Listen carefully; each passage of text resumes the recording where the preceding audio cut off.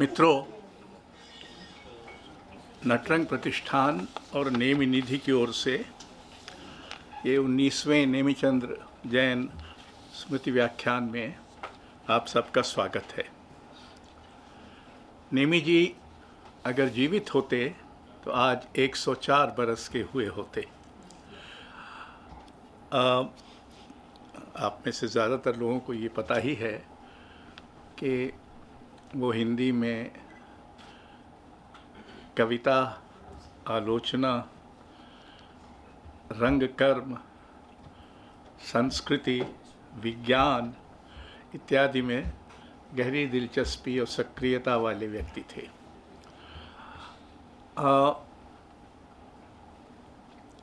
हिंदी में जिसको रंगालोचना कहा जाता है, यानी रंगमंच की आलोचना, उसके तो वो करीब करीब संस्थापक ही थे। और जिससे आज के वक्ता का कुछ रिश्ता भी बनता है, उपन्यास पर, हिंदी में उपन्यास पर उनकी पुस्तक अधूरे साक्षात्कार आलोचना का लगभग एक क्लासिक मानी जाती है। तो उनकी स्मृति में उनके देहावसान के बाद हम लोगों ने जो स्मारक व्याख्यान माला शुरू की, उसमें अभी तक 18 व्याख्यान हो चुके हैं। और आप जब उनके नाम सुनेंगे वक्ताओं के, तो आपको अंदाज होगा कि कितना बड़ा वितान और कितने विविध अनुशासन इस व्याख्यान माला ने कवर किए हैं। हिंदी में शायद ही ऐसी कोई व्याख्यान माला होगी जिसमें इतनी विविधता हो जितनी नेमी व्याख्यान माला में है।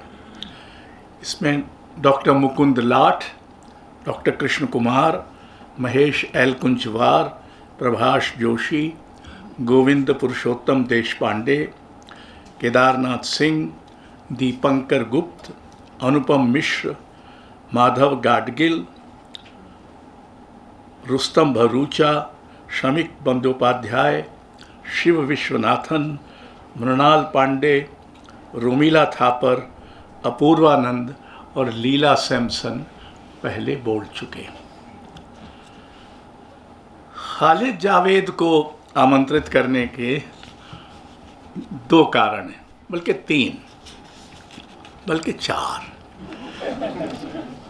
एक तो ये कि ये हमारे मित्र हैं, तो हम ही एक ऐसा मंच है जो अपने मित्रों को बुलाता है, कभी कभी शत्रुओं को भी बुलाता है। और ये बात अलक्षित नहीं जाएगी कि हमने अपने शत्रुओं को भी जगह देने की भरसक कोशिश की है, भले वो ससुरे हमें जगह न देते हों। एक बात, लेकिन ये प्रधान कारण नहीं है। प्रधान कारण ये है कि वो इस समय उर्दू अदब में और इसलिए भारतीय साहित्य में जो सबसे नवाचारी कथाकार हैं, उनमें से एक हैं। और तीसरा कारण ये है कि वो उपन्यासकार हैं, जिसमें नेमी जी की गहरी दिलचस्पी थी। और चौथा ये कि वो उर्दू के हैं, जिस पर आजकल तरह तरह से हमला सा है। तो मैं समझता हूँ कि ये हिंदी का कर्तव्य है कि वो अपनी सहोदर भाषा को आश्वस्त करे कि उसमें उसकी सर्जनात्मकता, उसकी गतिशीलता, उसकी व्याप्ति, उसके प्रभाव में हिंदी भाषा का विश्वास पूरी तरह से है। अब आप पूछेंगे चौथा कारण, पांचवा? तो पांचवा कोई कारण नहीं है। आप इतनी बड़ी संख्या में यहाँ आए हैं, इसके लिए हम बहुत आभारी हैं। उनके 2 कहानी संग्रह, बुरे मौसम में और आखिरी दावत, और 3 उपन्यास, मौत की किताब, एक खंजर पानी में और नेमत खाना, हिंदी में प्रकाशित भी हुए हैं। और नेमत खाना को 2022 में JCB पुरस्कार से सम्मानित किया गया था, उसके अंग्रेज़ी अनुवाद को। उन्होंने मार्केज, मिलान कुंदेरा और सत्यजीत राय पर आलोचना की पुस्तकें लिखी हैं, और उर्दू में उनका नया उपन्यास अरसलान और बेजाद प्रकाशित हुए। ये हिंदी में भी प्रकाशित होने जा रहा है, और अभी रज़ा फाउंडेशन की पत्रिका समास में उसका एक अंश प्रकाशित हुआ है, जो मैंने हाल ही में पढ़ा। खालिद जावेद के व्याख्यान का विषय है यथार्थ का जादू।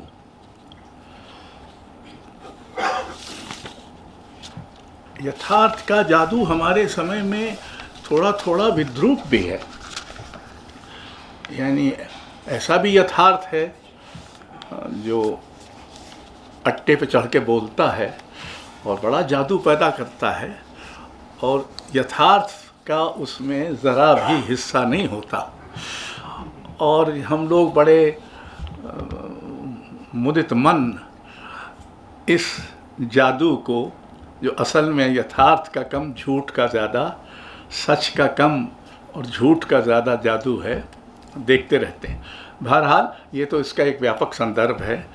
खालिद जावेद से अनुरोध है कि वो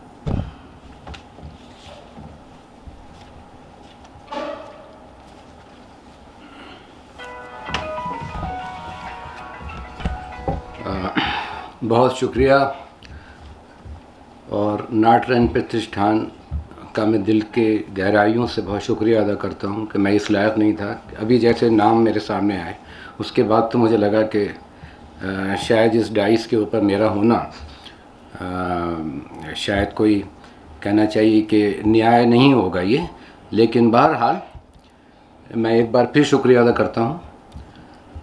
और आज का जाहिर है कि जो मौजू है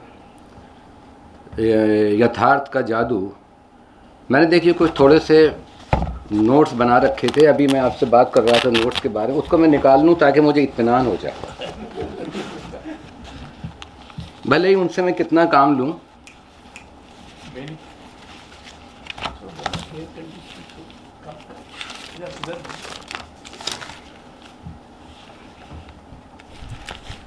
असल में सबसे पहले ये है कि जो यथार्थ का जादू जिसे हम कहते हैं, तो ये टर्म मुझे, जो जादू यथार्थवाद की बात मुझे पहले करना होगी, जो कि फैशनेबल टर्म है आज की। तो जादू यथार्थ चूँकि फैशनेबल टर्म है, और हमारा आज का जो टॉपिक है या जिस पे बात करना है वो यथार्थ के जादू पे है, तो एक तरह से वो पूरी टर्मोलॉजी जो है वो पलट दी गई है। चूँकि जादू यथार्थ तो फैशनेबल है बिल्कुल, और उससे जादू यथार्थ से जो मुझे परेशानी होती है कभी कभी, वो ये लगता है कि शायद यथार्थ दो टाइप के होंगे। एक तो वो जो कि यथार्थ है जिसमें जादू नहीं है, और एक वो यथार्थ जिसमें जादू है। तो हम भूल जाते हैं कि रियलिटी सो कॉल्ड, या ये संसार अपने आप में ही एक करिश्मा है, इसका होना अपने आप में एक चमत्कार है। अगर इंसान वाकई एक वास्तविकता का नाम है, अगर इंसान एक हकीकत है तो भी एक करिश्मा है, और अगर इंसान एक ख्वाब या वहम है तो भी एक करिश्मा है। दरअसल जादू यथार्थवाद की टर्म पे अगर थोड़ी सी बात कर लें हम, क्योंकि हमारे कुछ स्टूडेंट भी बैठे हैं हम लोगों के, हिंदी के, उर्दू के, इंग्लिश के, तो ये तो 1925 में उन पेंटिंग्स के लिए इस्तेमाल हुआ जो कि हकीकत का दूसरा रुख पेश करती थी। और ये फ्रेज़र ने सबसे पहले 1925 में इस टर्म को पेंटिंग के लिए इस्तेमाल किया था। बाद में जाके 1950 के बाद आर्थो पैत्री ने इसको कुछ साहित्य की कुछ चीज़ों के लिए भी इसका इस्तेमाल किया।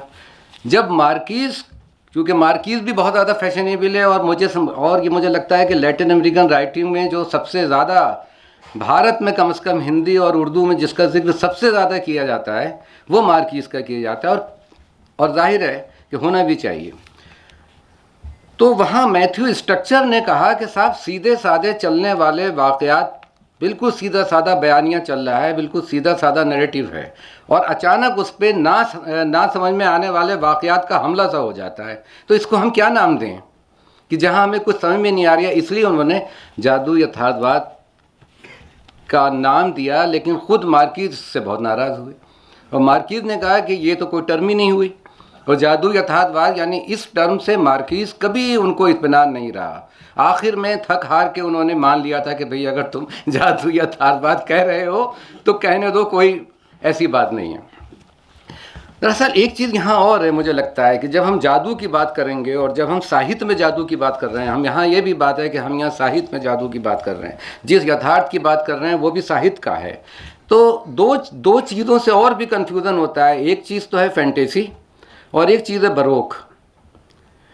बरोक भी क्या था कि 16वीं और 17वीं सदी में जो पूरा का पूरा रेनेसां के ख़िलाफ़ एक तरह से, जो कि सिंपलिसिटी का पूरी कॉन्सेप्ट थी, मतलब रेनेसां में कि हर चीज़ को सिंपल करने की, तो वो जो आर्किटेक्ट में भी यही हुआ, तो उसके ख़िलाफ़ एक रिएक्शन की तरह बरोक में ऐसी इमारतें बनाई गईं, ऐसे गिरजाघर बनाए गए, ऐसे चर्च बनाए गए जिनमें बहुत ज़बरदस्त किस्म की आराइश, ज़बरदस्त तज़ीन और उलझी हुई चीज़ें थी, मीनाकारी थी, जिनको आप एकदम समझ नहीं सकते।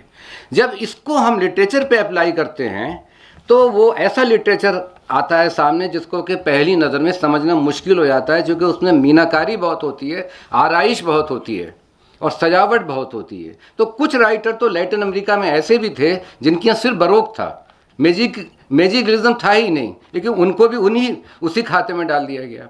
और एक दूसरी चीज़ ये थी कि जो कि फैंटेसी थी, फैंटेसी को भी कभी यही माना गया कि ये भी मैजिकलिज्म है, चूँकि इसीलिए दास्तान वगैरह में जो हमारे यहाँ कहा गया कि इसमें भी मैजिकलिज्म पाया जाता है, वो मैजिकलिज्म नहीं है, वो फैंटेसी है। और फैंटेसी को अगर हम कहेंगे तो ये कहेंगे, लेकिन ये तीनों चीज़ें आपस में रिश्तेदार हैं, बरोक हो या फैंटेसी हो या मैजिकलिज्म हो या रियलिज्म का जादू हो, जिसकी तरफ मैं बाद में आऊँगा, ये हैं आपस के, सब रिश्तेदार हैं आपस में। जब फैंटेसी की बात हुई तो दास्तानों में फैंटेसी की बात होती है और लोग उसको पढ़ते थे कि देव है। अब देव, उन्होंने कहा ये बिल्कुल एकदम इमेजिनेशन है, ये एक तरह का एक्सटेंडेड इमेजिनेशन है, यानी कल्पना को आखिरी हदों तक पहुंचा दिया गया है, चूँकि देव नाम की कोई चीज़ दुनिया में होती ही नहीं है। या जैसे कि परी है, तो परी नाम की कोई चीज़ दुनिया में होती ही नहीं है। लेकिन कोई भी ऐसा इमेजिनेशन हो नहीं सकता जिसके पैरों के नीचे अनुभव की ज़मीन ना हो या तजुर्बा ना हो। होता यह है कि हमने स्त्रियां देखी हैं, लड़कियां देखी हैं और सुंदर लड़कियां भी देखी हैं, और हमने परिंदे भी देखे हैं जिनके के पर होते हैं। तो होता यह है कि उसमें ये जैसे ख्वाब में, सपने में या हमारी सोच में वो जो पक्षियों के पर होते हैं वो लड़कियों के लग जाते हैं। तो पर तो हमने देखे ही हैं ना, और लड़कियां भी हमने देखी हैं, और लंबे चौड़े लोग भी हमने देखे हैं, और गाय और भैंसों के हमने सींग भी देखे हैं। होता ये कि वो सिर्फ मिसमैच है, वो आपके लिए मिसमैच है। हम लोग जो कि लॉजिकल कॉन्सिक्वेंसेस के कहना चाहिए कि हर वक्त उसको सजदा करने के लिए तैयार हैं, यानी काज एंड अफेक्ट का जो रूल है उसको हम तोड़ना नहीं चाहते। तो ये तो यूरोपियन रैशनलिज्म है, और यूरोपियन रैशनलिज्म में इसीलिए लैटिन अमेरिका की जो राइटिंग थी वो उन्होंने कहा कि हमारी तो अपने आप हकीकत इतनी उलझी हुई है और कि आपको तो वो जादू ही नज़र आएगी, क्योंकि काज एंड इफेक्ट का जो रिश्ता है वो रिश्ता हमारे यहाँ उस तरह से नहीं, और फिर जो हम परसीव कर रहे हैं हमारी हकीकत वो है। आपको पता है कि जिस तरह से लैटिन अमेरिकन कंट्रीज़ में स्पेन ने 16वीं 17वीं सदी के अंदर आके इंडस्ट्रीज़ कायम की, तबाह कर दिया बिल्कुल। माया और इनका नस्ल की पूरी इबादत गाहें उनको नहीं छोड़ा, उनकी जितनी रस्म व रिवाज थी उनका भी सत्यानाश कर दिया। तो हुआ ये कि उसी ज़माने से जब यहाँ पे कैपिटलिस्ट पावर आई हैं तो कुछ लोग रह गए और कुछ लोग चले गए, तो 3 एलिमेंट पैदा हो गए लैटिन अमेरिकन राइटिंग में। और वो 3 एलिमेंट में से पहला एलिमेंट तो ये था कि उनमें कुछ यूरोपियन एलिमेंट पैदा हो गया, ऑलरेडी चूँकि वहाँ से आए थे, और यूरोपियन एलिमेंट पैदा होने की ही वजह से उनके अंदर कैथोलिक एलिमेंट भी पैदा हो गया। और तीसरी जो चीज़ ये थी कि जो वहाँ की लोक कथाएँ थीं या जो उनकी माइथोलॉजी थी या जिस पे कि वो विश्वास करते थे, वो चीज़ें भी ऑलरेडी उसके अंदर शामिल हो गई। इसीलिए इलियो कारपेंटर ने 1949 में एक नावल लिखा था the kingdom of this world. उसमें उसने उसका जो दिपाचा है, यानी उसका जो प्रीफेस है, उस पर उसने रियल इज़ मार्वलस का नाम दिया था, द रियल इज़ मार्वलस। और मार्वलस के एक माने जो है वो जादुई के भी होते हैं, सब जानते हैं। तो द रियल इज़ मार्वलस। तो ये जो सारी चीज़ें थीं, आप देखिए कि ये मार्किस से पहले चला आ रहा है। बोरखेज़ की तरफ मैं बाद में आऊँगा, चूँकि बिना बोरखेज़ की बात किए हुए तो मेरे सर में दर्द हो जाएगा। बोरखेज़ का बात करूँगा तभी मज़ा आएगा मुझे। इलू कारपेंटर तो बात मैंने की, वो क्यूबा के राइटर थे। सवाल ये है कि यथार्थ का जादू उसका फ़ोटो खींच के बयान नहीं किया जा सकता।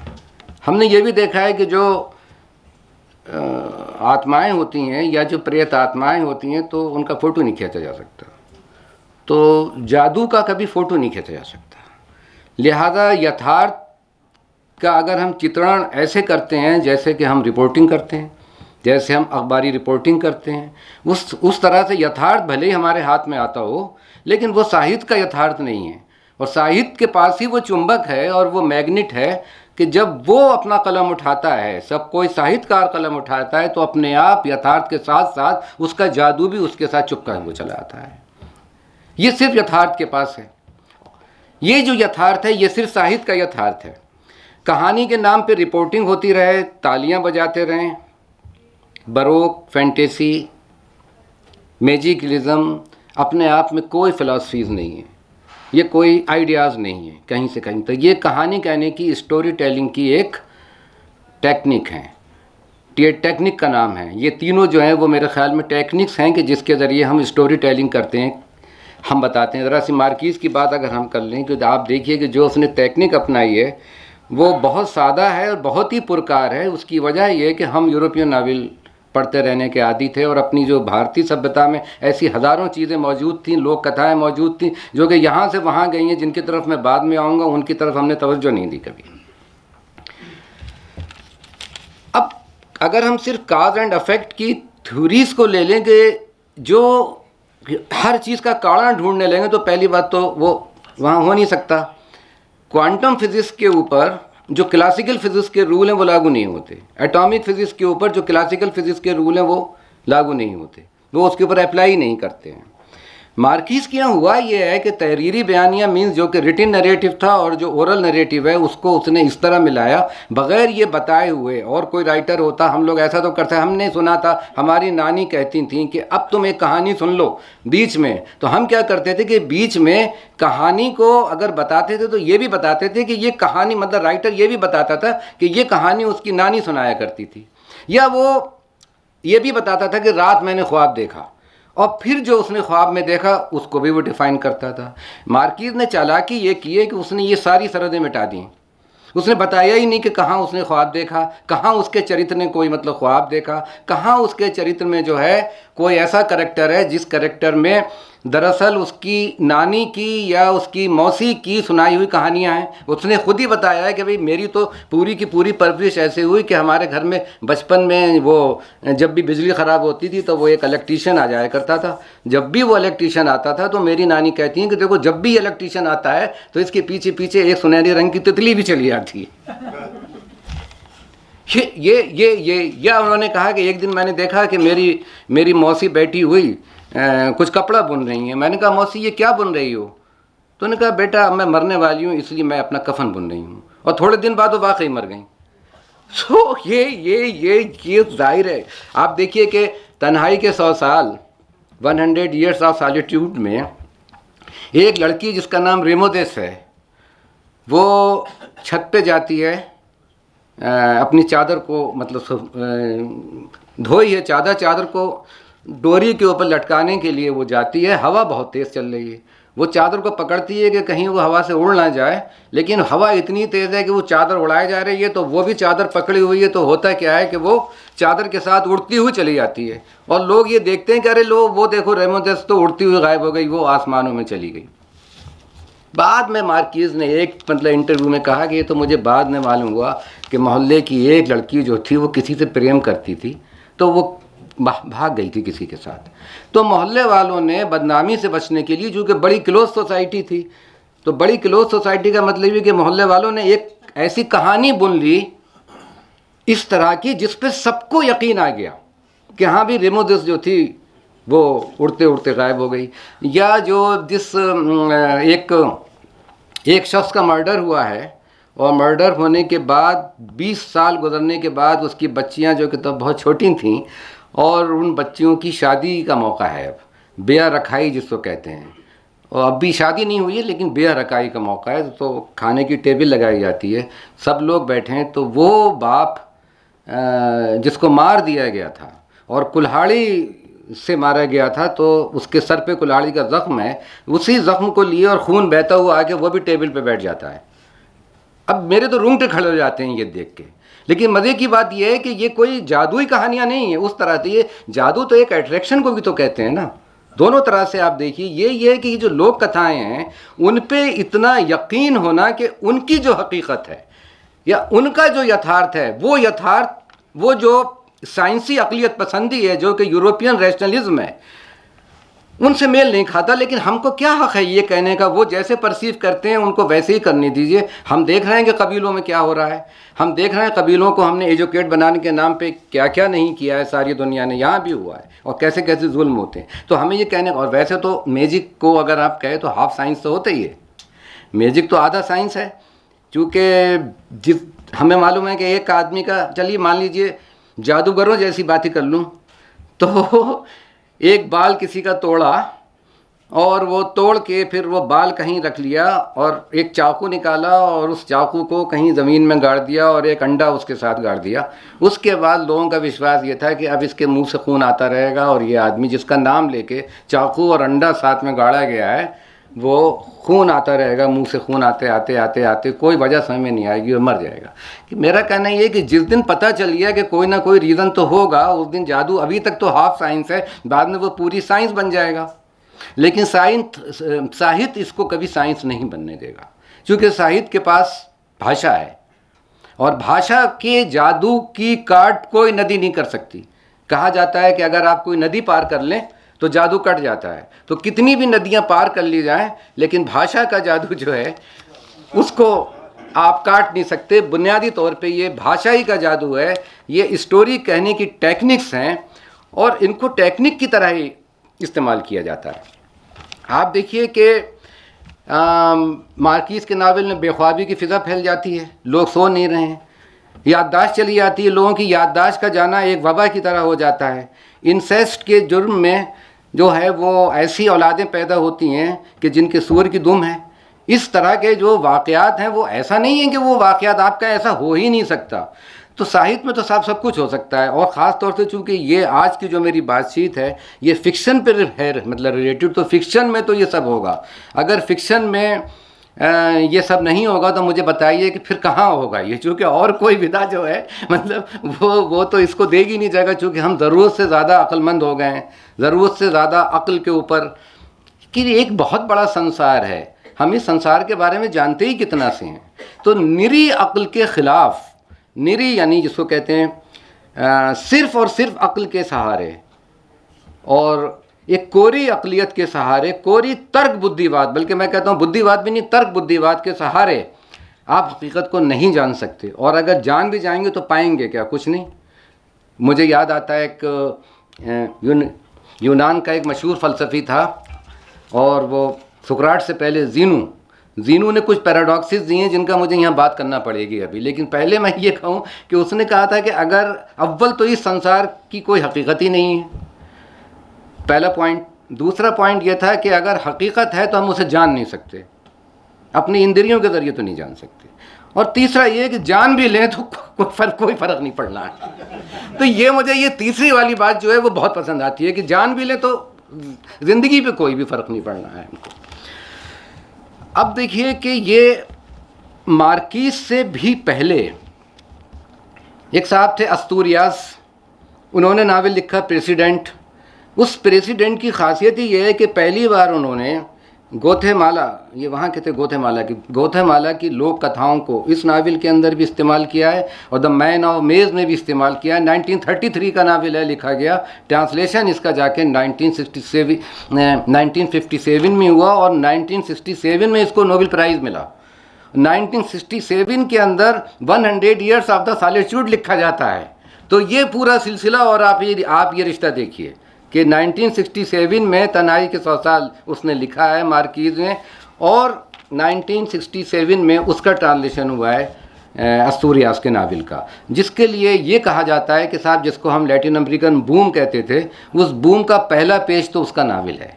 ये टर्म आर्थर पेत्री ने बहुत बार इस्तेमाल किए कि जिसको हम लैटिन अमेरिकन बूम कहते हैं, कि उसका जो पहला पेज है वो तो अस्तूरियास का नावल है। लेकिन उसी के बिल्कुल बाद, थोड़ा सा बाद में हुआन रुल्फो मैक्सिको के, और उन्होंने एक बड़ा अजीबोगरीब नावल लिखा जिसका नाम था पेड्रो पारामा। पेड्रो पारामा के माने होते हैं बंजर उजाड़ मैदान के, और पेड्रो पारामा में तो उन्होंने एक जिंदा और मुर्दे दोनों आपस में बात कर रहे हैं। एक ऐसी बस्ती में चले गए हैं जहाँ कोई जिंदा नहीं है, लेकिन कुछ जिंदा लोग हैं, मुर्दे भी उठ के आपस में बात कर रहे हैं और जिंदा भी आपस में बात कर रहे हैं उठ के, लेकिन कहीं पे ये बताया नहीं जा रहा है कि ये आदमी मर चुका था। लेकिन उसमें मैक्सिको की पूरी तारीख दम तोड़ती हुई मौजूद मिलेगी। यानी सोशल रियलिज्म को पेश करने के लिए क्या हमने कोई अल्टरनेटिव स्टाइल निकाला, अल्टरनेटिव हमने स्टाइल ईजाद किया, या वही स्टाइल जो कि चला आ रहा था, बहुत पुराना चला आ रहा है, वहाँ गोरकी से, वहाँ चार्ल्स डिकेंस से, हमारे यहाँ प्रेमचंद से, तो इतने दिन 100 या 150 साल 200 साल बीत जाने के बाद क्या हमारे पास कोई एक अल्टरनेटिव भी हमने ढूंढा है सोशलिज्म का। आप देखिए मैक्सिको की पूरी तारीख मौजूद है। मार्कीस के भी इस नावल में कोलंबिया की पूरी तारीख मिलेगी, लेकिन कौन सी तारीख, वो जो कि सरकारी हिस्टोरियंस के ज़रिए लिखी गई नहीं है, बल्कि जो अवाम के ज़रिए लिखी गई तारीख है।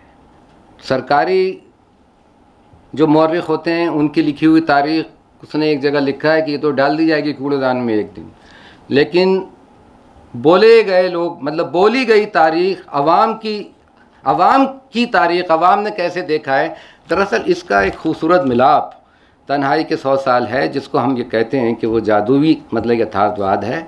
जिस तरह आग के ऊपर पानी डालने से धुआं पैदा होता है, उसी तरह बोले गए लफ्ज़ और लिखे गए लफ्ज़ को आपस में मिलाने से भी धुआं पैदा होता है। ये धुआं जादू पैदा करता है, जो कि धुआं खुद अपने आप में एक जादू का नाम है।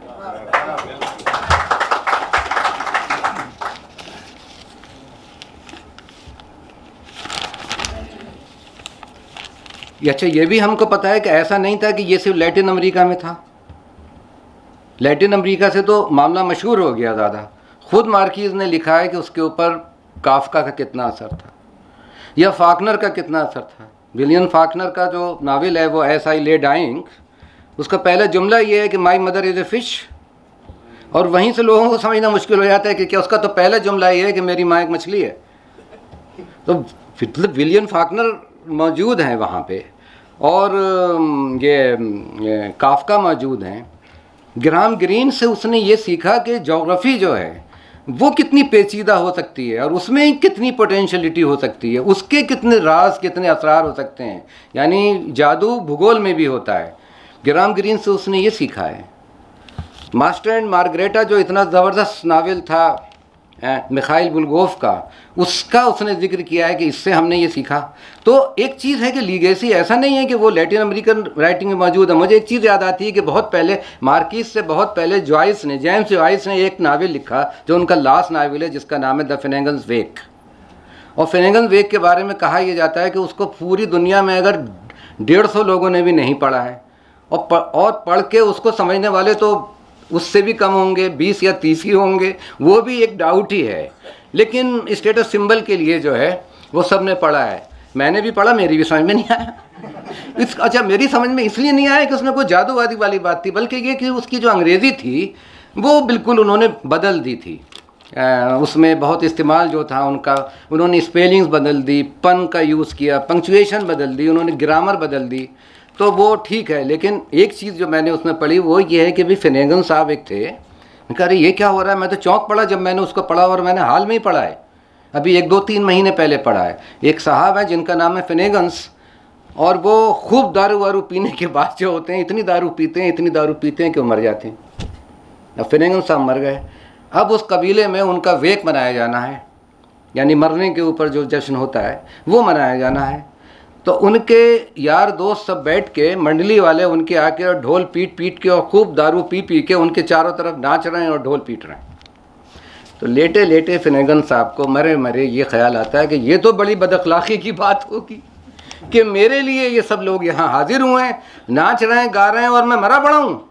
लिहाजा फिनेगन साहब की लाश भी खुद उठ के उसके अंदर नाचने लगती है। सो माय गॉड, इनका ये मार्किस तो ये तो बिल्कुल, ये तो सब बहुत बात की बात है, ये तो सब मौजूद था यहाँ पे। अब मुझे याद आता है कि हमारे यहाँ तो यहाँ पे एक ऐसी लोक कथाएँ हैं यहाँ मौजूद है, कथा सरी सागर में, जहाँ के मुर्दे उठ के और नाचने लगते हैं।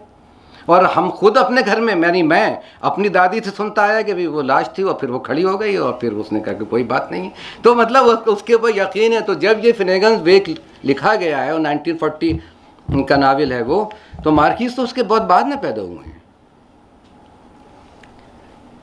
काफका वगैरह की बात जानबूझ के नहीं कर रहा हूँ कि वो तो सब लोगों को एक ऐसा सबक है जो, और ख़ास तौर से मेटामॉर्फोसिस के हवाले से कि वो सबक तो सब रट के आए हैं, उसको तो मुझे दोबारा याद ही नहीं दिलाना है। लेकिन मैं ये फिनेगन्स वेक की मैंने यहाँ पर बात जानबूझ के की। सिर्फ मार्किस ही नहीं है, पुर्तगाली अदीब होजे सारामागो, उसका नावल है स्टोन राफ्ट। उसमें एक पूरा बर्र आज़म यानी एक पूरा कॉन्टिनेंट दूसरे कॉन्टिनेंट से आपस में कट के अलग हो जाता है और बीच में खाई हो जाती है। पूरी मतलब साइंटिस्ट लगे हुए हैं, बीच की खाई को भर रहे हैं रेते से, बजरी से, कंक्रीट से, लेकिन वो फिर वो अलग हो जाता है। कहानी शुरू ऐसी होती है कि वो मॉर्निंग वॉक पे एक लेडी जा रही है अपने कुत्ते को लेके, और वो कुत्ता वो एक ख़ास जगह को देख के भौंकने लगता है। वो कहते हैं क्या हुआ क्या हुआ, तो अपनी छड़ी जब उस पर डालती हूँ लगता थोड़ी सी छड़ी अंदर को चली गई है। कहानी ऐसे शुरू होती है। और बाद में वो जो खलीज है वो जो बीच में स्प्लिट हुआ है वो इतना बढ़ जाता है कि दो बर्रे आज़म एकदम कट के अलग हो जाते हैं। वही कुत्ता जो है वो एक दिन आता है नावल के बीच में, जहाँ जहाँ से मुझे याद आ रहा है मैं बता रहा हूँ, तो वो मुंह में उसके एक नीले रंग का ऊन का धागा है लिपटा हुआ, और उसको लेके वो भौंक रहा है। ये साहब उसके पीछे पीछे भागते हैं। वो जंगलों नदियों पार करता हुआ मुंह में धागा लिए चले जा रहा है।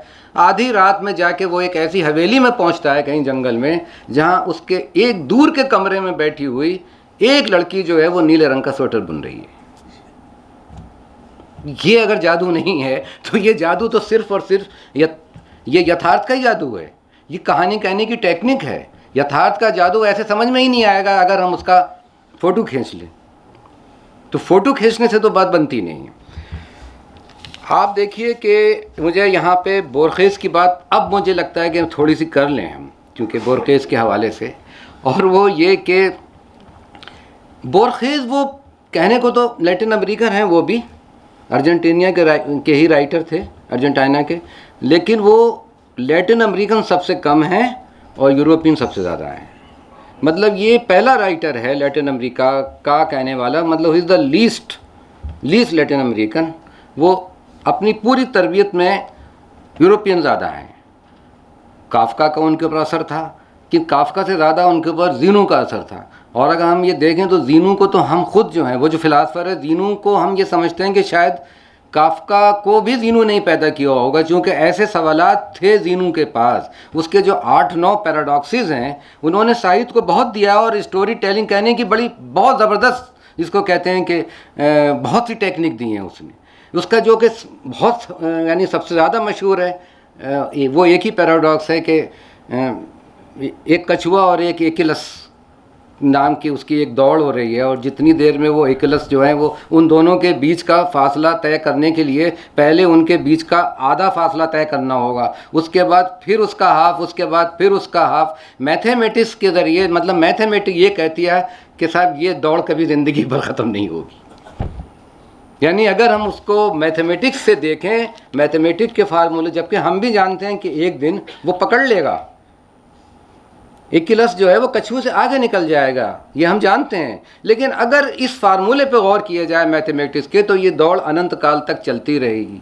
बर्ट्रैंड रसल ने इसी को ट्रस्टम शैंडी के हवाले से, वो जो उसका नावल है लॉरेंस स्टर्न का, उसके हवाले से उसने ये कहा कि मैं एक दिन में इतने पेज पढ़ता हूँ, दूसरे दिन इतने पढ़ता हूँ, तीसरे दिन इतने पढ़ता हूँ, तो इस तरह तो कभी ये नावल कभी ख़त्म ही नहीं होगा। तो एक तरह से ये जो इसका ज़ीनू का जो ये पैराडॉक्स है इसने पैदा किया। अच्छा, उसने ये भी कहा कि वो 2 पॉइंट जो हैं, जैसे ए और बी दोनों गतिशील होना चाहिए, तब ये रूल लागू होगा।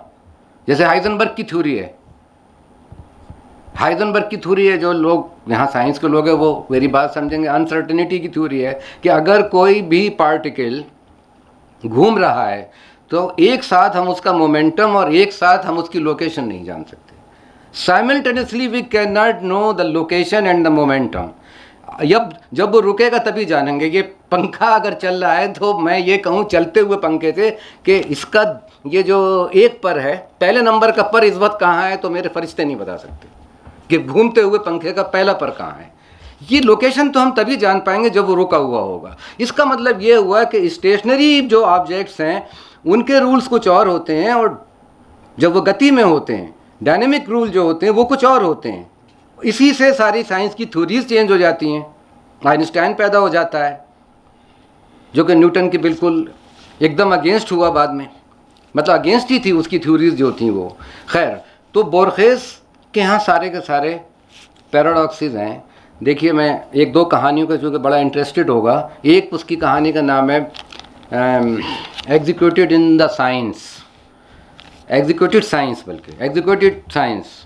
और वो ये है कि वो ये कहता है, कहानी कहता है, देखिए कि एक ज़माने में नक्शा बनाने का जो फ़न था, कार्टोग्राफी का, मैप मेकिंग का, वो इतना ज़्यादा तरक्की कर गया, कितना तरक्की कर गया कि एक मुल्क का नक्शा उसके नक्शे के बराबर हो गया। आप इमेज करिए, यानी नक्शा इतना बड़ा बनता चला गया वो कि अगर इंडिया का नक्शा है तो इंडिया का नक्शा इतना बड़ा बन गया वो कि पूरे नक्शे से इंडिया को आप ढक दें। तो उसने कहा कि वो भाई ये तो पैराडॉक्स है। इसका मतलब है कि आगे जो हैं वो नक्शा नवीसी के सारे जो इम्कानात थे, जो उसकी संभावनाएं थी, वही ख़त्म हो गई। शेक्सपियर मेमोरी एक कहानी है, उसमें एक शख्स के ऊपर जो कि अभी 20वीं सदी का शख्स है, उसके ऊपर शेक्सपियर की 16वीं सदी की मेमोरी आके सवार हो जाती है। अब जो कन्फ्यूज़न पैदा होता है उसको, चूँकि है तो वो 20वीं सदी का, और वो शेक्सपियर के ज़माने का जो है वो ब्रिटेन देख रहा है, उसमें घोड़ा गाड़ियों की आवाज़ें सुन रहा है, उसी में ट्रेन भी सुन लेता है जो कि आजकल की है। तो इतना कन्फ्यूज़न होता है कि वो बाद में कहता है कि भाई साहब अपनी मेमोरी आप वापस ले लीजिए, मैं इसको लेके जी नहीं सकता। ये भी पैराडॉक्स। नीले शेर नाम की जो कहानी है इनकी एक, जिस पे कि उद्यन वाजपेयी ने इतना शोरे आफाक मजमून लिखा है कि हर बार पत्थर की गिनती बदल जाती है। पत्थर वही हैं लेकिन हर बार उन पत्थरों की गिनती बदल जाती है। वो नीले शेर, उसकी कहानी। इब्न रुशद की तलाश में। इब्न रुशद जो हैं वो, मतलब सारे लोग जानते हैं कि अरिस्टोटल से बड़े मुतासिर थे। वो अरब के फ़िलासफ़र थे, मुस्लिम फ़िलासफ़र भी कहे जाते हैं, और वो अरस्तू पे काम कर रहे थे। और अरस्तू पे काम करते करते एक दिन वो देखते हैं कि उनकी छती गायब हो गई घर की। ये बोरखेस की कहानी है। अब वो छत गायब होने की आप अलामत तो होगी कहीं ना कहीं, सिंबल तो होगा। उसको डिकोड करने के लिए तो मैं यहाँ नहीं हूँ, वरना मुझे लग रहा है कि मैं यूनिवर्सिटी में पढ़ा रहा हूँ, तो मेरे लेक्चर में वो फ़र्क तो रहने ही दीजिए कि मैं यूनिवर्सिटी में नहीं हूँ। तो लेकिन आपको उसको डिकोड करना होगा। असल बात ये डिकोड करना होगा। एडगर एलन पो के यहाँ भी ऐसी जादू की गांठें थीं जिसको और किसी ने समझाओ या ना समझाओ, मीरा जी ने ज़रूर समझ लिया था, जो कि मीरा जी ने एडगर एलन पो के ऊपर मजमून लिखा। मुझे तो बड़ी हैरत हुई, लेकिन इसलिए कि वो उन जादू की गांठों को उसने समझ लिया था। या अलिफ जो उनकी कहानी है बोरखेस की, अलिफ तो वहीं से लिया है, अलिफ लैला और लैला से लिया है और वहाँ से लिया है। लेकिन वो होता यह है कि वो अलिफ में एक नकली अलिफ जो है वो असली अलिफ के पास आ जाता है, उसकी जगह ले लेता है। जैसे एक आईना जो है वो इंसान की जगह ले ले, या जो उसकी परछाई है वो मनुष्य की जगह ले ले, और उसके बाद फिर नतीजा ये होता है कि वो एक हाईएस्ट कॉमन फैक्टर बन के, मतलब HCF बन के सामने आता है कि अलिफ एक हाईएस्ट कॉमन फैक्टर है, not the least common factor. इस तरह की कहानियाँ, या वो कहानियाँ बाबिल का किताब खाना, वो तो मुझे बहुत ही पसंद है और मुझे लगता है कि वो बिल्कुल फैक्ट है। हालांकि वो है पैराडॉक्स, लेकिन वो पैराडॉक्स भी फैक्ट ही होते हैं। कि उन्होंने कहा कि देखिए, लाइब्रेरी ही वो जगह है, पुस्तकालय ही वो जगह होती है जहाँ पे हर समस्या का हल है, लेकिन इसका वजूद ही हर समस्या के हल को नामुमकिन बनाता है। That is the paradox. तो ये पूरे जीनों के जो पैराडॉक्सेस हैं, उनसे बोरखेस ने जिस तरह की कहानियाँ बनाई। अब एक चीज़ और कि बोरखेज़ ने फरीदुद्दीन अत्तार की जो मसनवी है, मसनवी मंतिक़ुल तैर, उसमें उसका जिक्र किया है। वो उसमें क्या है कि सीमुर्ग ढूंढने के लिए निकलते हैं परिंदे, और वो निकलते आते हैं और पता नहीं कहाँ कहाँ का सफ़र करते हैं, और बाद में उनको मालूम होता है कि सीमुर्ग तो खुद वही थे, मतलब जिसको आप ढूंढने जा रहे थे वो सीमुर्ग तो वही थे। वाल्मीकि की एक नज़्म है रामायण, वाल्मीकि की नज़्म रामायण, उसमें मतलब वो राम जो हैं वो अपने बच्चों को पहचानते नहीं हैं, बच्चे उन्हें नहीं पहचानते हैं। एक गुरु उनके बच्चों को मतलब पालते हैं और उनको शिक्षा देते हैं, खूब पढ़ाते लिखाते हैं, और बाद में उनके ज़रिए जो है वो राम अपने बच्चों को पहचान पाते हैं, और बाद में मालूम होता है कि वो जो गुरु थे वो तो खुद ही वाल्मीकि थे। तो ये जो कहानी के अंदर कहानी कहना या अपने आप को पहचानना, ये देखिए मंतिक़ुल तैर और ये वाल्मीकि की जो ये नज़्म है रामायण, ये मुझे बिल्कुल एकदम पैरेलल नज़र आती है, मतलब बिल्कुल एक दूसरे से मुझे लगता है बहुत गहरा रिश्ता इसका है। जिस ज़माने में आप देखिए, हाँ एक और उसका मैं नाम लूँगा, ईरान का बहुत मशहूर राइटर है सादिक हिदायत, बूफ़ेकोर, उसका इतना ज़बरदस्त नावल जो कि जब वो यानी बूफ़ेकोर के बारे में इतना मशहूर है कि वो कुछ ऐसी जादुई किताब थी कि जो उसको पढ़ता था उसके साथ कोई ना कोई मशहूर हो गया था ईरान में कि कोई वाक़या हो जाया करता था, यानी कोई मनहूस वाक़या हो जाता था, या तो पढ़ने वाला मर जाता था या पढ़ने वाले के घर में कोई मर जाता था, कुछ ना कुछ होता था, लिहाजा उसके ऊपर बैन लगा दिया गया उस ज़माने में। ये देख सकते हैं आपकी पूरा इसकी हिस्ट्री मौजूद है। तो एक लड़की जिसने कि इसका ट्रांसलेशन किया है अभी अंग्रेज़ी में, तो उसने कहा कि मैं बचपन ही से हर चीज़ पढ़ने की बड़ी शौकीन थी, तो मैंने अपने अब्बा से कहा कि बूफ़ेकोर पढ़ना चाहती हूँ, और अब्बा मतलब जो जिस किताब को कहते थे मुझे ला के देते, तो उन्होंने कहा नहीं बेटा ये तुम अभी नहीं पढ़ सकती। मैंने कहा नहीं ये नहीं ला के दो। हाँ, इनको क्यूरोसिटी कि मुझे तो बूफ़ेकोर पढ़ना है। तो उसकी माँ ने कहा कि कुछ करिए, बच्ची बहुत रो रही है, 3 दिन से खाना नहीं खाया है, इसको बूफ़ेकोर पढ़ना है। बूफ़ेकोर के माने होते हैं अंधा उल्लू, द ब्लाइंड आउल, इस नाम से वो अंग्रेज़ी में मौजूद है, और पतला सा नावल है। तो बाप ने बहुत देर सोचा, फिर बहुत देर सोच के बाप ने कहा अच्छा तो ऐसा है कि इसका एक ट्रांसलेशन जो हुआ है अरबी में वो दे देता हूँ, क्योंकि ट्रांसलेशन से इसके अंदर के जो मनहूस असरात हैं वो कुछ कम हो जाएंगे। अब देखिए, इससे मुझे लगता है कि ट्रांसलेशन के ऊपर भी एक बात हो रही है, कम हो जाएंगे या बढ़ जाएंगे नहीं मालूम, लेकिन उन्होंने कहा इससे तो उसने उसको पढ़ा, उसके बाद में उसने उसका अंग्रेज़ी में तर्जुमा किया। 2 जुड़वा भाइयों की कहानी है जो खुद अपने आप में अपनी आइडेंटिटी नहीं पहचान, मतलब वो अपने आप पे सवाल करने लगते हैं कि मैं वही हूँ जो कि तुम हो, कहीं मैं तुम तो नहीं हूँ, कहीं तुम मैं तो नहीं हूँ। तो ये जो पूरा का पूरा नाउन का प्रोनाउन ने बदलना, ये जो एक प्रोनाउन का एक जो आइडेंटिटी होती है उसका आइडेंटिटी का स्प्लिट हो जाना, उसका फ्रेगमेंटाइजेशन हो जाना, ये सब मौजूद है। बहुत बड़ा नावल है, दुनिया का बिल्कुल लोग कहते हैं कि जादुई नावल है बूफ़ेकोर। उसने और भी चीज़ें लिखी हैं। डेविड लिंच ने जो बहुत ही मशहूर वो है, आपका अनवर जमाल साहब बैठे हैं, बहुत ही मशहूर फिल्म मेकर है, उसका डेविड लिंच बहुत मुतासिर था बूफ़ेकोर से। एक स्टडी अभी आई है डेविड लिंच की film the lost highway and बूफ़ेकोर, दोनों के बीच में एक बहुत ही अच्छी मतलब स्टडी है, कभी आप उसको देखिएगा।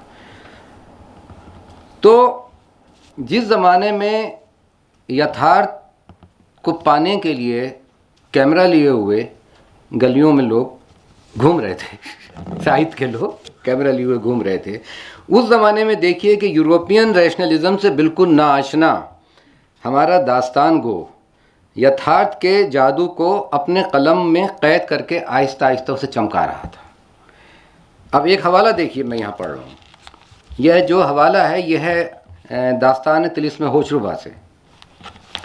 एक गुबारे सियाह बुलंद हुआ, हज़ारहा तायर नखलिस्तान से उड़े, ताऊस परों से सर पीटने लगे, सदहा मकान गिरे, दरिया खोलकर खुश्क हुए, चश्मों का पानी उबला, मंजिलों तक तासीर कत्ले अफरासियाब पहुँची।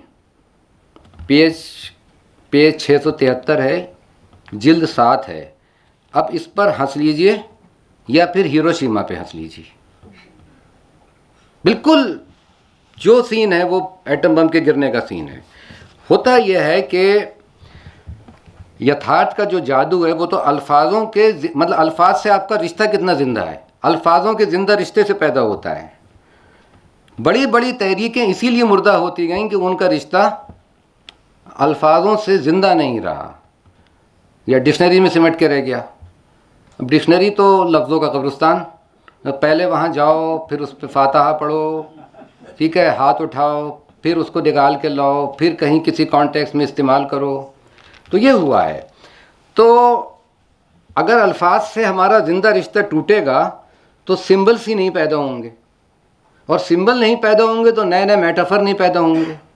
ये जो टेक्निक्स है भाषा की, ये नए मेटाफर पैदा करने की टेक्निक है। देखिए बाल्ज़ाक, अब ये कि लोक कथाओं के ऊपर हमला रही तो लोक कथा है, लेकिन लोक कथाओं के अंदर कितनी मतलब एक विजडम भरी हुई है, एक कलेक्टिव विजडम है।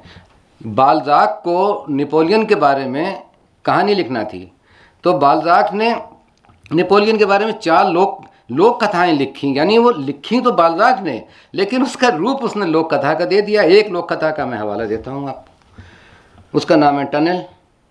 वो नेपोलियन की सारी जो फ़ौज है वो पूरी उसकी रेजिमेंट जो है वो मर चुकी है, मुर्दा मैदान जंग में पड़ी हुई है एक सुरंग के अंदर, और नेपोलियन अकेला वहाँ खड़ा हुआ है तन्हा।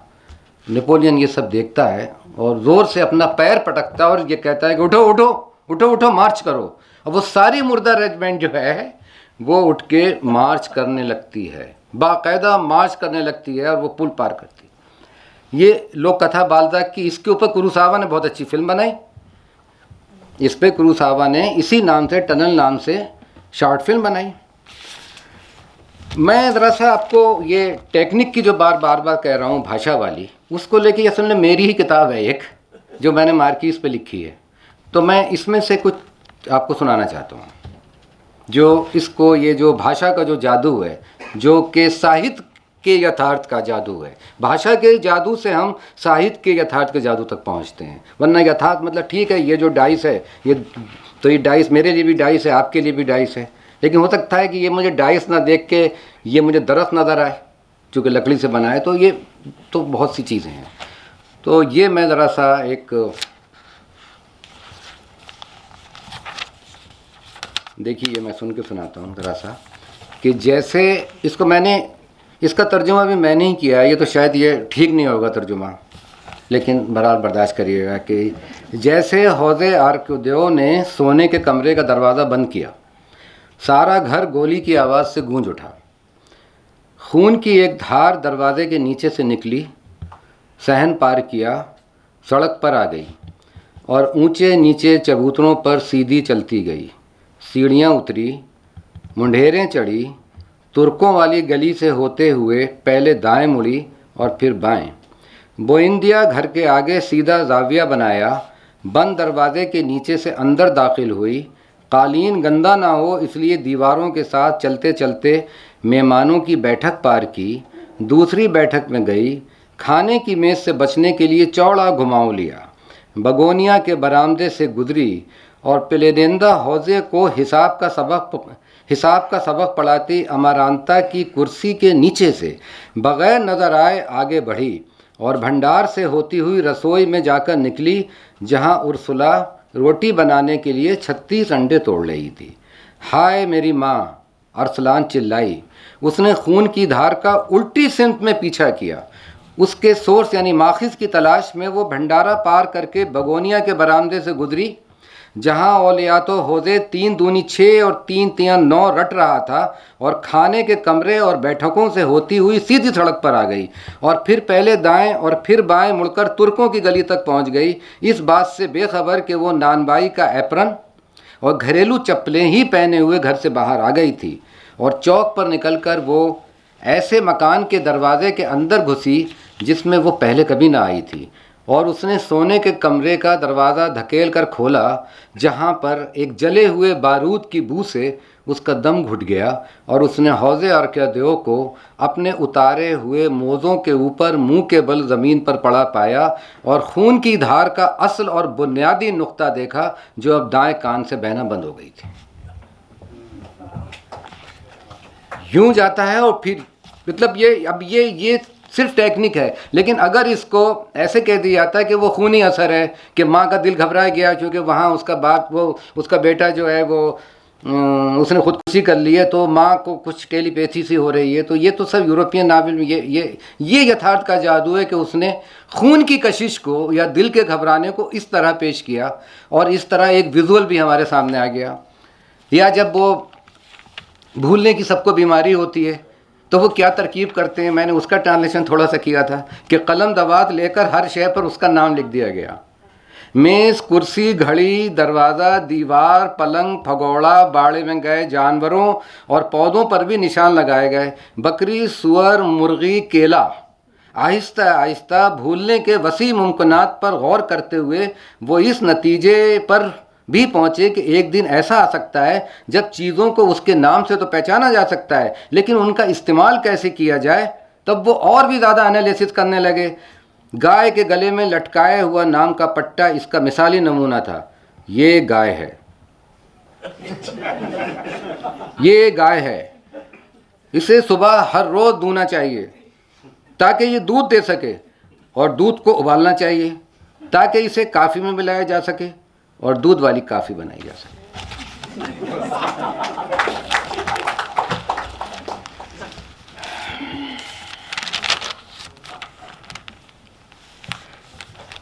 ईरानी अदीबों में मैंने सादिक हिदायत को तो नाम लिया, लेकिन होशिंग गुलशोरी एक राइटर हैं बहुत, उनकी कहानी अभी समाज के अंदर छपी है, वो भेड़िया।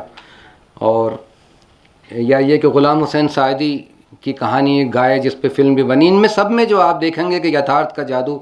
उर्दू में शम्सुल अमान आपके फ़ारूकी का जो नावल है कब्ज़े ज़मा, उसमें बड़ा यथार्थ का जादू बिखरा हुआ है। मैं तो उसका नाम लेता हूँ कि भाई वो वक्त से जिस तरह बोरखेज़ खेले हैं उसी तरह से निर्मल वर्मा का जो बयानिया है। अब वहाँ देखिए कि वहाँ पे कोई इस तरह की चीज़ भी नहीं है, लेकिन उनके बयानिया का जो जादू है वो भाषा का जादू है। जलती झाड़ी आप देखिए, टर्मिनल देखिए, बुखार देखिए, लालटीन की छत देखिए, वेदिन देखिए, मतलब कुछ भी देखिए, औरत और मर्द देखिए। ये हैं। अभी हाल में मेरी उद्यन वाजपेयी जी की कुछ कहानियाँ एक साथ पढ़ने का इत्तेफाक हुआ। जैसे मैंने सुदेशना पढ़ी। अब सुदेशना में वो लड़की जो अभी पैदा नहीं हुई है, एक पति पत्नी बैठे हुए अब ये सोच रहे हैं कि भाई अगर उनकी बेटी कभी होगी तो बेटी का नाम क्या रखेंगे, तो कहते हैं इसका नाम रखेंगे सुदेशना। लेकिन एक वाक़या गुजरता है कि उसी नाम की लड़की जो है, मतलब वो जो सुदेशना है वो उसका मर्डर हो चुका है। या एक जो पिता है वो अभी तक अपनी लड़की के लिए वर तलाश करता फिर रहा है। उस कहानी का नाम है पिता, अपनी लड़की के लिए वर तलाश कर रहा है। लड़की की शादी भी हो गई है, लेकिन उसके पति से मिलने के लिए ऑफिस में उनके एक बूढ़ा आदमी आता है और कहता है कि तुम मेरी लड़की से शादी करोगे। और फिर वो उनके घर तक आ जाता है तो उसकी पत्नी देख के कहती है कि देखो मेरे पिता अभी तक जो है वो मेरे लिए रिश्ता ढूंढ रहे हैं। यानी वो जो मर चुके हैं, लेकिन तो वो है पूरा का पूरा। या ये कि रास्ते उनकी कहानी है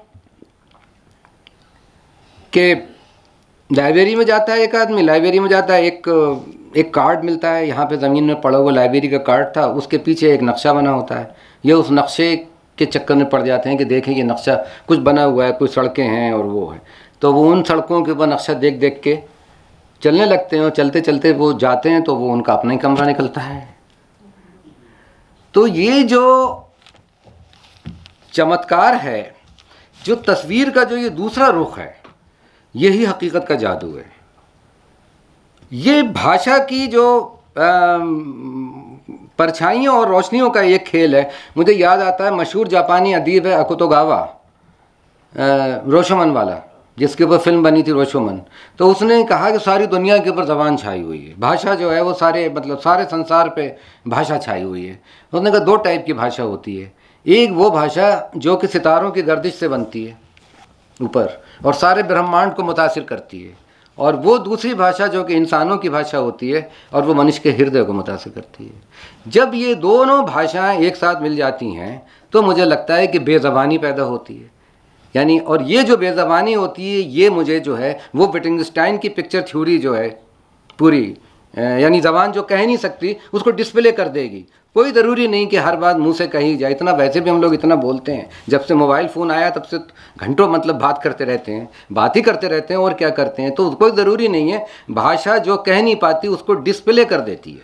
ये जो डिस्प्ले करना है ये इसको उसने पिक्चर थ्योरी ऑफ लैंग्वेज कहा था। मैं यहाँ उस बेज़बानी की बात कर रहा हूँ कि जहाँ पे ये बड़ी ज़बान, ये ईश्वरीय ज़बान कह लीजिए, ब्रह्मांड की ज़बान और मनुष्य की ज़बान जहाँ मिलती हैं वहाँ पे बड़ा धुंध पैदा होता है, जादू पैदा होता है। जैसे मुझे लगता है कि गल्फ़ स्ट्रीम में अब दोनों ठंडा पानी और गर्म पानी मिलता है तो जहाज़ जाना बंद हो जाते हैं, क्योंकि उसमें इतना कोहरा, इतना फॉग उठता है। तो ये वही चीज़ है कि ये दो ज़बानें जब मिलती हैं, शर्त यही है कि भाषा का जो जादू है उसको आप जादू से दिखाया जाता है, कभी जादू को समझाया नहीं जाता। हमने आज तक कभी भी पूछा भाई तुम कैसे कर लेते हो। बचपन में बहुत हम जाया करते थे जादूगर का तमाशा देखने, तो हम कहते थे कि ये तुमने हमारी टोपी में से खरगोश कैसे निकाला, तुम ये बताओ, हम तो टोपी ओढ़े हुए थे, तुमने हमारी टोपी में से खरगोश। तो बोला देखने की चीज़ है, समझने की चीज़ है, मुतासिर होने की चीज़ है, समझाने की नहीं है।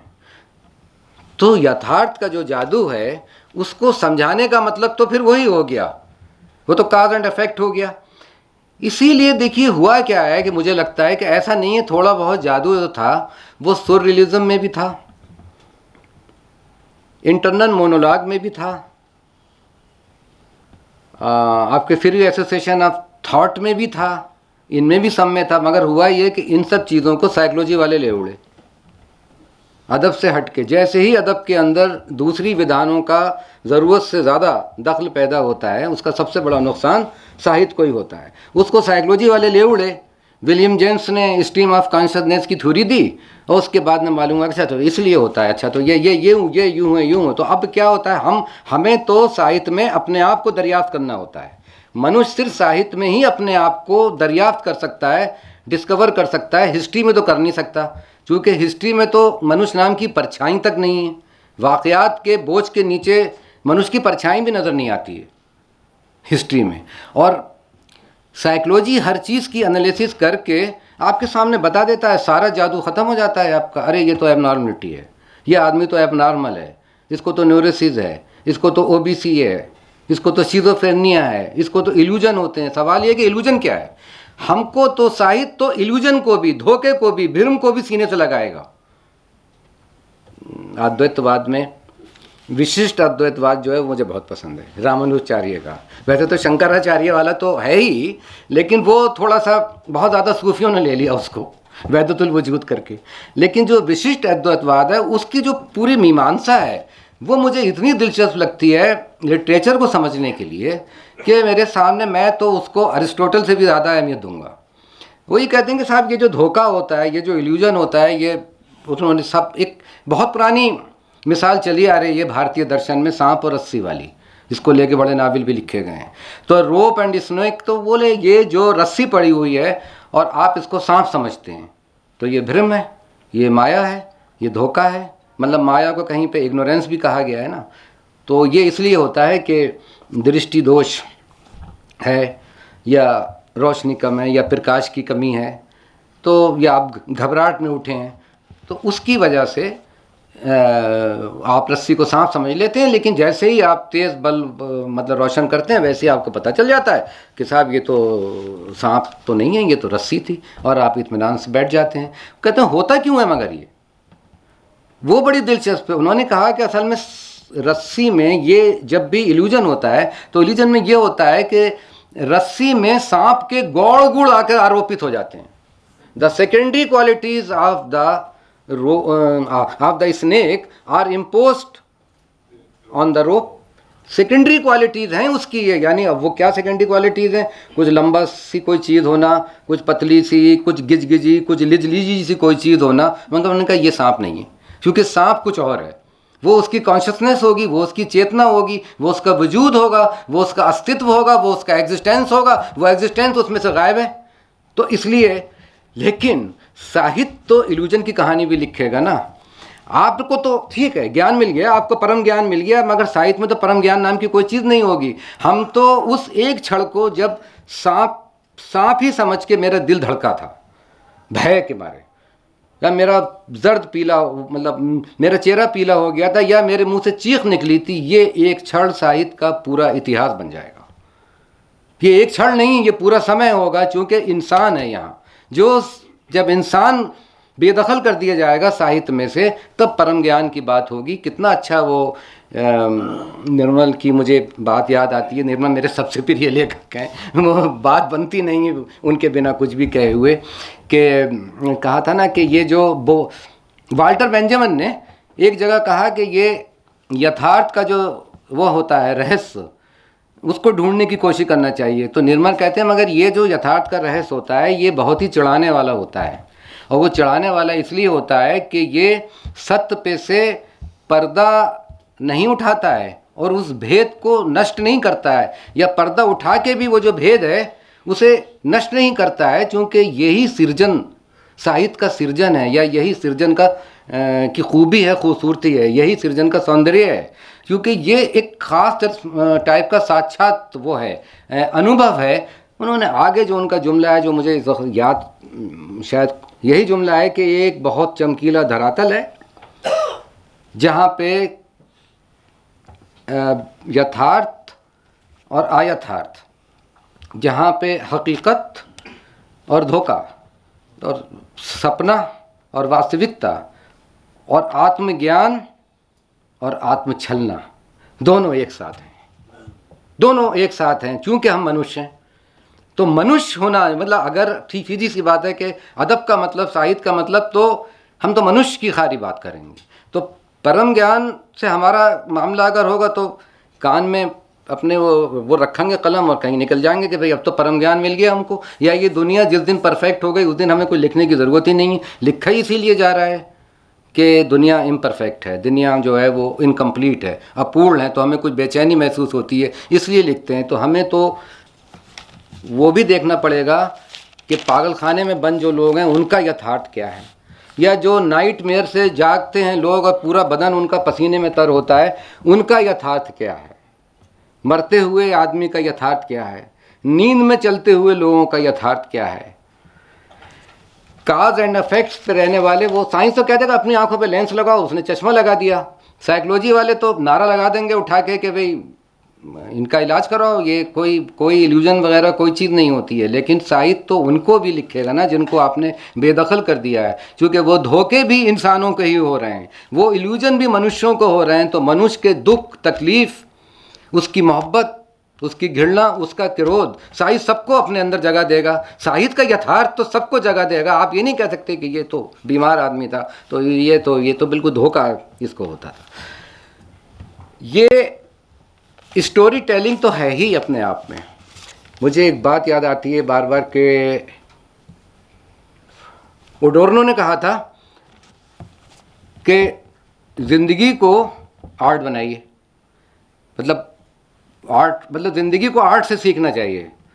क्योंकि इससे पहले ये था कि नहीं, वो तो उल्टा था ना कि वो आर्ट फॉर आर्ट, या फिर वो मतलब वो आर्ट फॉर लाइफ होने का नहीं, कि ज़िंदगी को आर्ट के का, ताकि ज़िंदगी का जो यकरुखा यथार्थ है, यकरुखा यथार्थ है, बोर यथार्थ है, ऊप से भरा हुआ यथार्थ है, उसको साहित्य के यथार्थ के ज़रिए उसको काबिल तवज्जो बनाया जा सके, काबिल बर्दाश्त बनाया जा सके, और वो कुछ अपने अंदर और भी इजाफा कराया जा सके। इसीलिए आप देखिए कि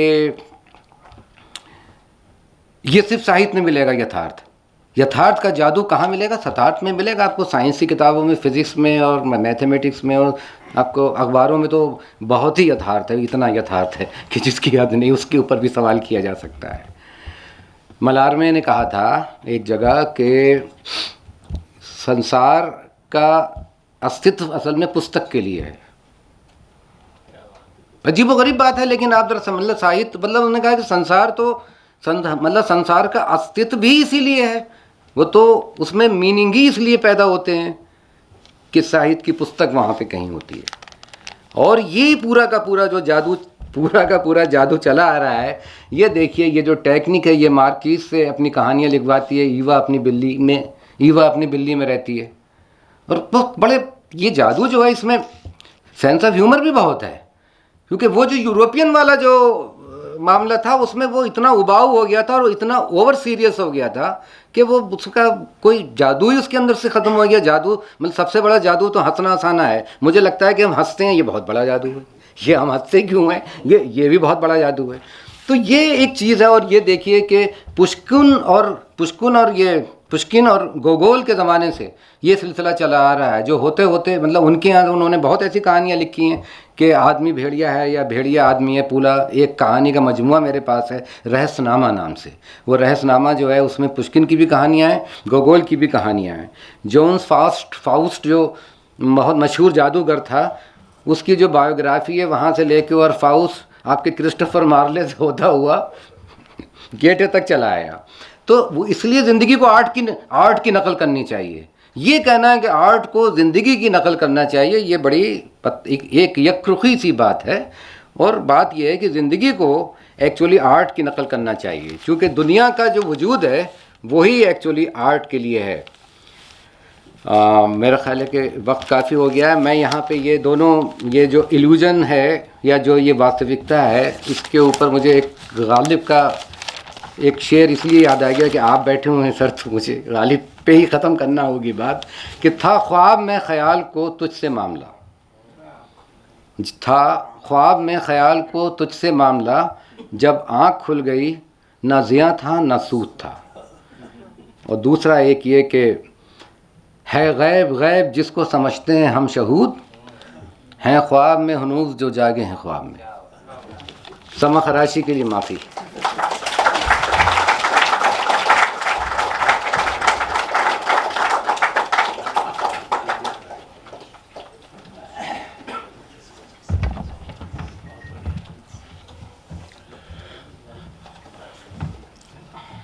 हालांकि 1 घंटे बोले जबकि वादा 45 मिनट का था, लेकिन किसी को पता नहीं चला कि वक्त कैसे बीत गया।